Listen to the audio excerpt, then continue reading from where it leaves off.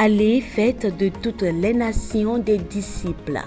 Et le révérend pasteur Émile Yaouvia Doté de l'église évangélique des Assemblées de Dieu du Bénin accomplit cette mission divine en vous prêchant la bonne nouvelle. Un berger est un homme qui conduit des animaux et qui se trouve au sein de son troupeau. Il ne les conduit pas seulement, mais il prend soin de les connaître. Il connaît leur nombre et il connaît l'attitude de chaque animal. Les animaux le connaissent à cause de l'habitude qu'il a prise à être avec eux. Jésus, le bon berger. Et ceci avec bien d'autres serviteurs de l'Éternel. Sur la télé évangélique, édifiez-vous tous les mercredis à 10h et les samedis à 20h par les différents messages, prédications qui vous redonnent du zèle pour l'œuvre du Seigneur. Un autre dit, je te suivrai. Seigneur, mais permets-moi d'aller d'abord prendre congé de ceux de ma maison. Jésus lui répondit, quiconque met la main à la charrue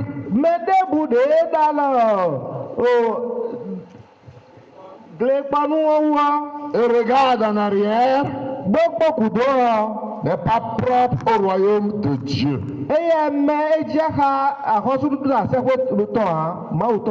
Prions le Seigneur. Dieu de toute grâce et de toute fidélité, merci de bénir ta parole dans nos cœurs ce matin. Fais en sorte qu'à la fin de ce message, quelqu'un soit relevé, quelqu'un soit encouragé, quelqu'un soit béni pour la seule gloire de ton nom. Merci de bénir ta parole dans nos cœurs. Que toute la gloire te revienne. Au nom de Jésus, nous avons prié. Amen. Le thème de notre message de ce matin, ne retourne pas. Amen. Ne retourne pas. Il n'y a pas de mieux derrière. Tu as quitté déjà derrière. Tu as déjà traversé cela. Tu as dépassé cela déjà. Va en avant. Ne retourne pas. Ne retourne pas. Le meilleur est devant. Pas derrière. Voilà notre test de base.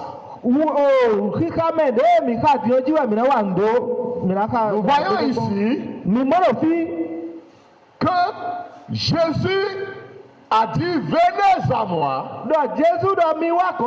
vous tous qui êtes fatigués et chargés.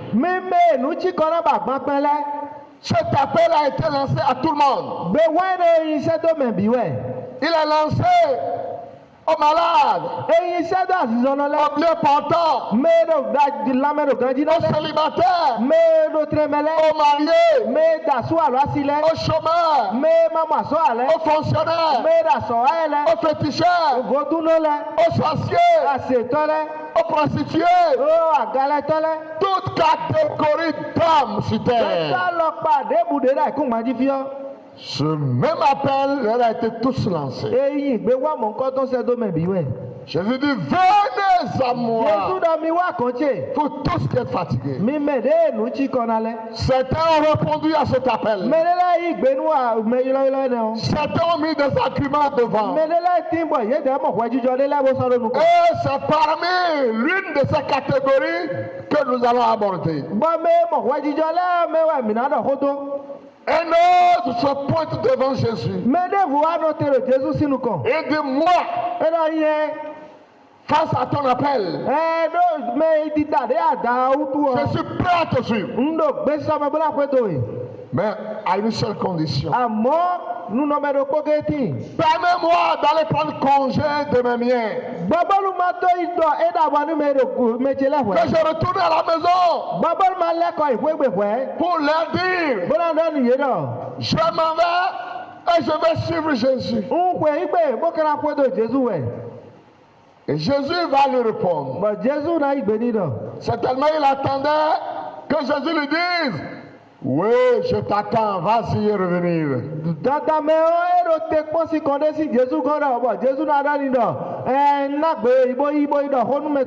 tu revenais à ce même lieu, tu ne nous trouvais pas. Il faut savoir que en quittant ici, nous serons dans l'autre quartier. Et tu pouvais allonger ta marche et venir vers là-bas. Mais qu'est-ce que Jésus va lui répondre? Le verset 62. Jésus lui répondit, quiconque met la main à la charrure et regarde en arrière n'est pas propre au royaume de Dieu. Nous sommes sur un chemin de non-retour. Une fois que tu es entré dans la barque de Jésus, il n'y a plus question de faire demi-tour. On doit avancer. Contre vent et marée, on doit avancer. Tous ceux qui regardent en arrière, ceux qui veulent encore retourner, c'est un danger. Et Jésus va dire à cet homme, quiconque met la main à la charrue et qui regarde encore en arrière n'est pas prompt pour le royaume. Un jour, Jésus s'est séparé de ses disciples afin de chercher la face de son père.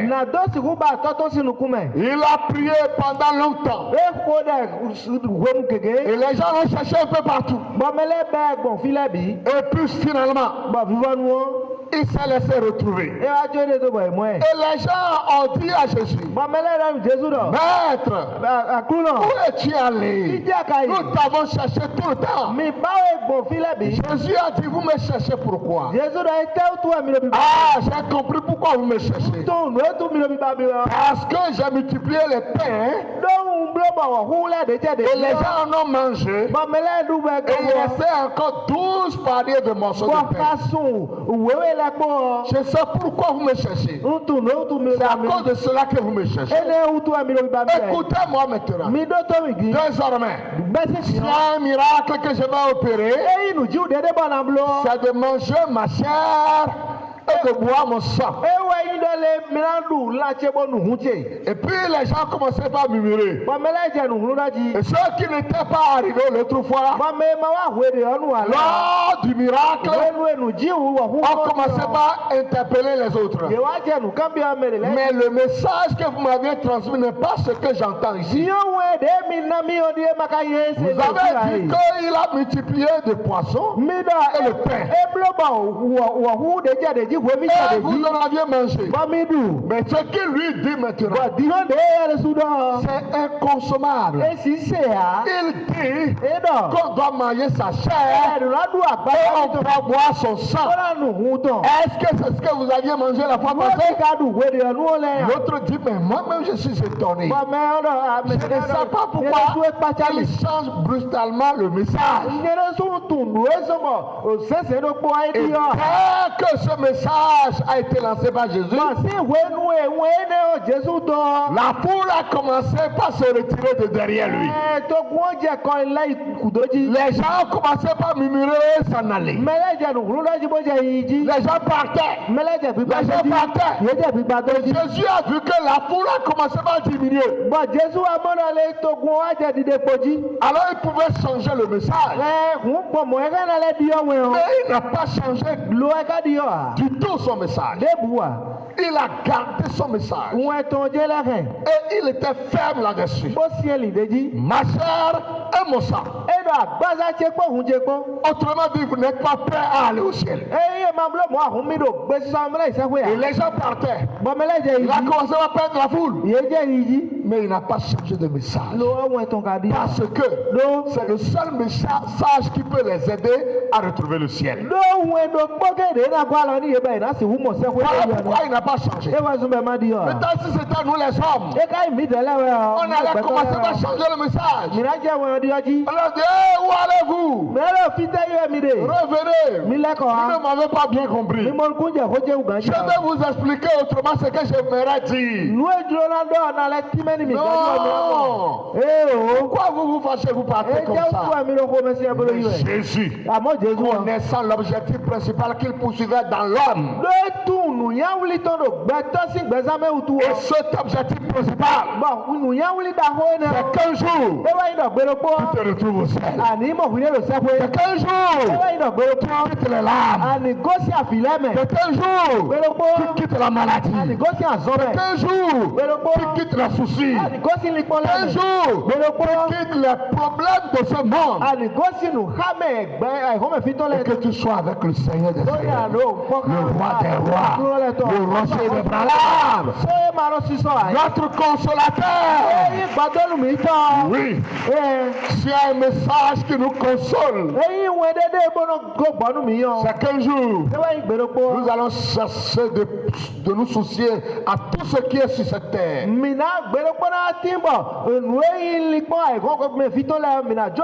nous allons entrer dans la gloire éternelle. Là, il n'y a plus de maladie. Là-bas, plus de centre de santé. Là-bas, il n'y a plus de soucis. Je n'ai pas ci, je n'ai pas ça. J'ai tel problème. Là, il n'y aura pas des ordonnances à vous délivrer. Nous serons avec lui. Voilà pourquoi il n'a pas intérêt à changer le message.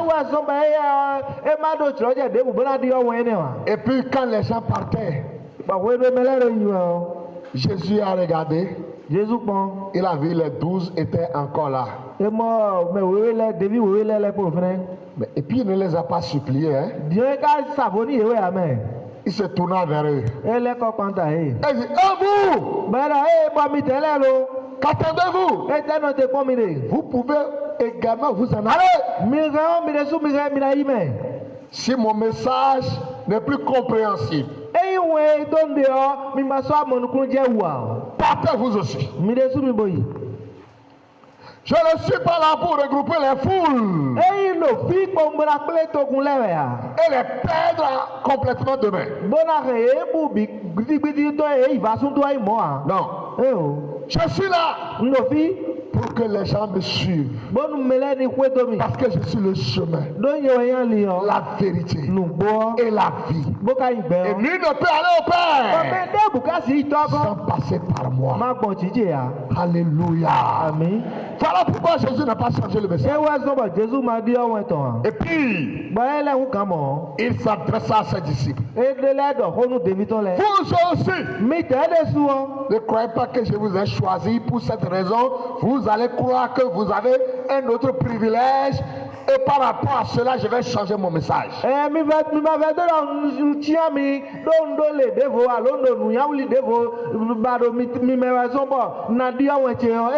je ne change pas mon message. Vous aussi, vous pouvez vous en aller. Partez aussi. C'est là où l'apôtre Pierre, il a pris la parole. Et il a dit, Maître, à qui irons-nous? À qui irons-nous? Tu as la parole de la vérité.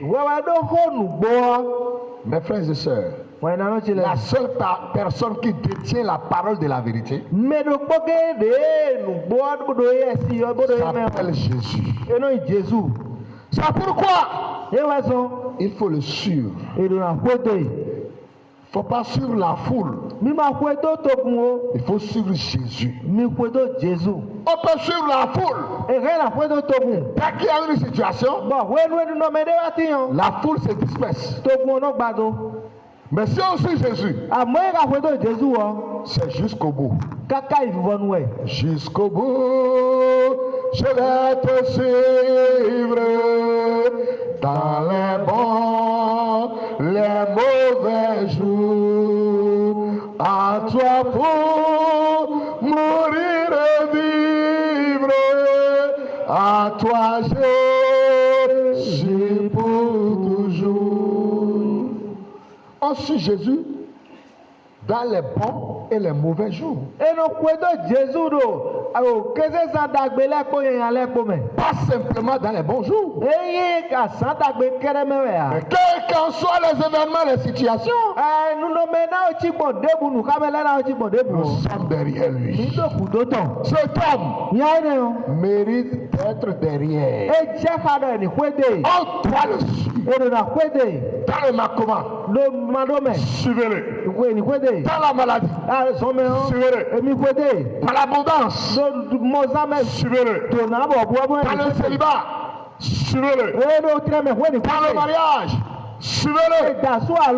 Quel qu'en soit le problème, suivez-le. Pourquoi on doit le suivre?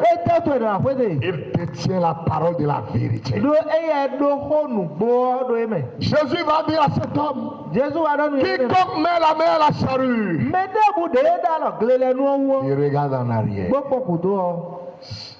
C'est dangereux. On ne doit plus regarder en arrière. Mes frères, mes sœurs, le Seigneur me met cette parole sur mon cœur pour te dire, est-ce que dans 10 ans, tu seras toujours derrière lui? Dans 20 ans, quand on va commencer à te chercher, est-ce qu'on te trouvera encore derrière lui? Quand Dieu peut faire demi-tour, quand Dieu peut faire demi-tour, Justine peut faire demi-tour.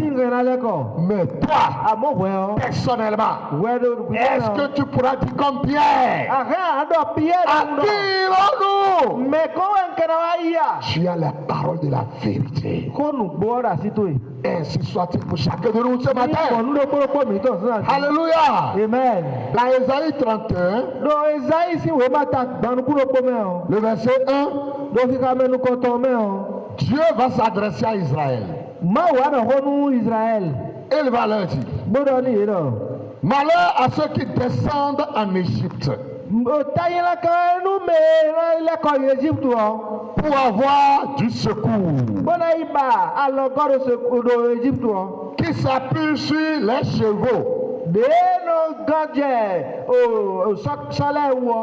et se fient à la multitude des chars et à la force des cavaliers.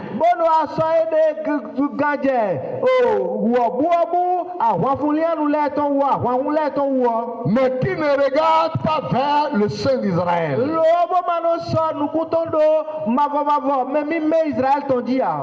Et ne recherche pas l'Éternel. Quand ils étaient sortis de l'Égypte, arrivé à un moment dans le désert, il y avait des ramassis qui étaient sortis de l'Égypte et qui se sont introduits dans le peuple. Ce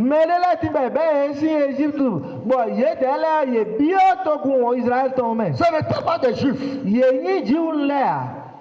Mais du temps qu'ils ont eu à vivre ensemble avec les Juifs à Gozen, il y a l'affiliation, l'amitié qui était là. Et lorsque les Juifs sortaient, certains d'entre eux ont pris la décision de les suivre, de les accompagner. Maintenant, ils n'ont jamais eu le cœur transformé. Ils sont toujours là pour tourner tourné les regards d'Israël vers l'Égypte.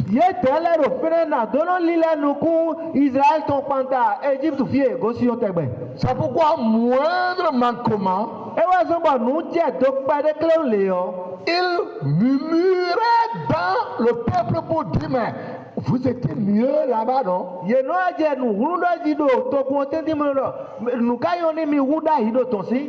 Au moins, hein, il y a les tombeaux là-bas.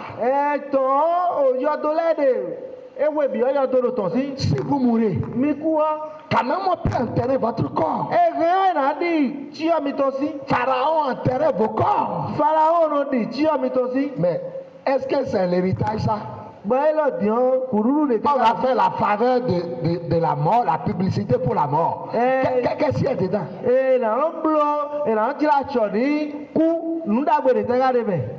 Et avec ça, on demande aux gens, s'il fallait rester là-bas, au moins on va enterrer votre cadavre.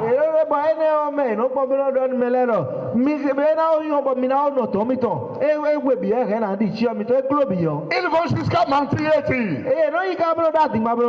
Mais vous vous asseyez autour des pots de viande et de poisson.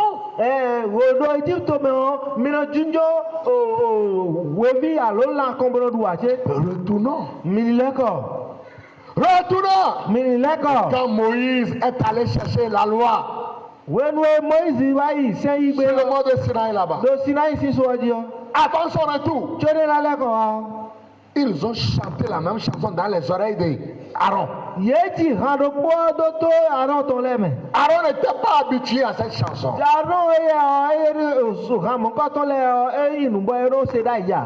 C'est Moïse qui était habitué à cette chanson. Et comme il connaissait très bien l'Égypte et Pharaon, ça ne lui disait rien. Maintenant, comme il était absent, les mêmes choristes sataniques ont commencé les mêmes chansons dans les oreilles d'Aaron. Et Aaron a pris la décision. Il a dit, maintenant vous voulez retourner en Égypte? Il a dit, ouais. Il a dit, bon voilà. Maintenant Moïse n'est pas là. C'est lui qui doit vous conduire. Il a dit, ouais, toi tu es là. Aaron dit, non, lui ne peut pas. Il a dit, bon, si tu ne peux pas, il va trouver d'idole pour qui va nous ramener. Oui. Vous voyez, ils n'ont pas le cœur converti. C'est des ramassis. Ils ont voulu prendre des idoles pour remplacer Moïse. Et Aaron dit, mais où est-ce qu'il va trouver l'idole? Ils ont dit, oh, nos boucles d'oreilles sont là.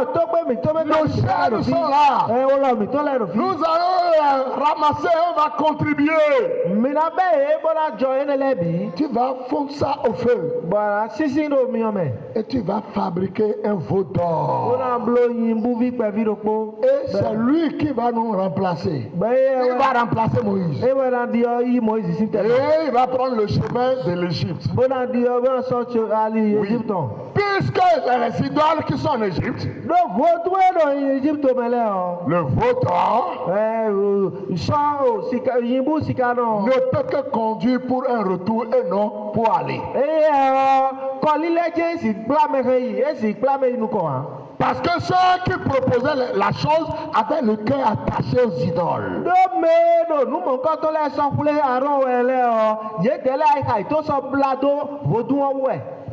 Aaron est tombé dans leur piège. Et ils ont collecté les choses. Et ils ont fondu cela. Et ils ont dit, voilà notre Dieu qui va nous reconduire en Égypte. Yahweh, Yahweh, Yahweh, Yahweh. Et ils ont commencé par adorer l'idole. Heureusement, avant de prendre le chemin, le départ, voilà Moïse qui est en train de revenir. Alléluia! Amen. Si tu es sur le point de faire demi-tour là, Dieu t'enverra Moïse pour t'empêcher de faire demi-tour. Amen. Amen. C'est ainsi que Moïse est descendu avec les 2 tables de loi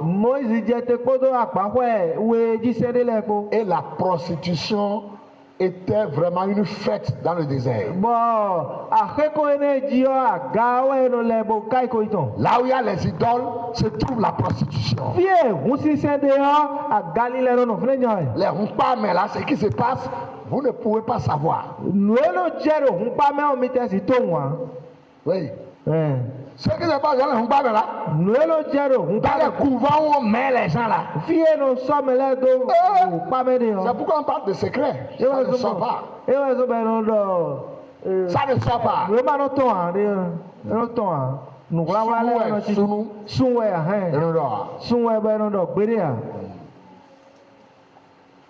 Il y a trop de choses qui se passent. Moïse a dit quoi? C'est grave. Il a dit ceux qui sont pour l'Éternel de ce côté. Et les gens l'ont rejoint.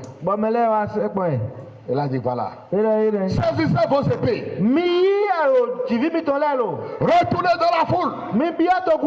Ceux qui sont vos parents. Et qui sont prosternés devant ces idoles.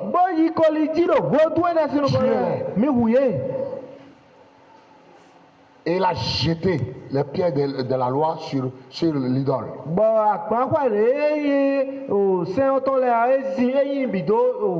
Ça a pris feu.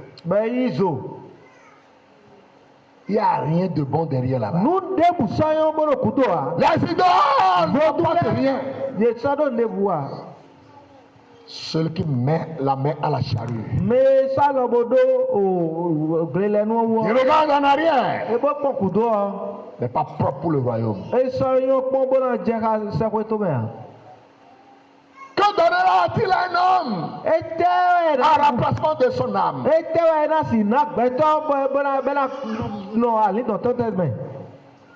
La seule personne qui est morte sur la croix pour nos âmes s'appelle Jésus. Souvenez-vous de là où vous avez été tiré. Et ne pensez plus jamais faire demi-tour.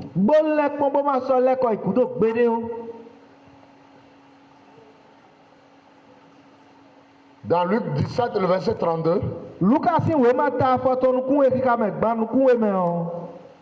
la Bible nous parle d'une femme. Souvenez-vous de la femme de l'autre. Souvenez-vous de la femme de l'autre. Ce n'est pas les idoles seules qui nous attirent par derrière. Mais les besoins de ce monde aussi. Manger, le bois, l'habillement, l'argent. On n'a pas besoin de ces choses, bien sûr, on en a besoin. Mais pas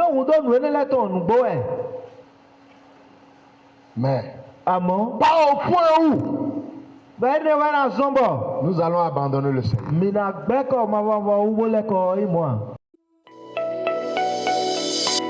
Allez, faites de toutes les nations des disciples. Et le révérend pasteur Émile Yahovia Doté de l'église évangélique des Assemblées de Dieu du Bénin accomplit cette mission divine en vous prêchant la bonne nouvelle. Un berger est un homme qui conduit des animaux et qui se trouve au sein de son troupeau. Il ne les conduit pas seulement, mais il prend soin de les connaître. Il connaît leur nombre et il connaît l'attitude de chaque animal. Les animaux le connaissent à cause de l'habitude qu'il a prise à être avec eux. Jésus, le bon berger. Et ceci avec bien d'autres serviteurs de l'Éternel. Sur la télé évangélique Édifiez-vous tous les mercredis à 10h et les samedis à 20h par les différents messages, prédications qui vous redonnent du zèle pour l'œuvre du Seigneur.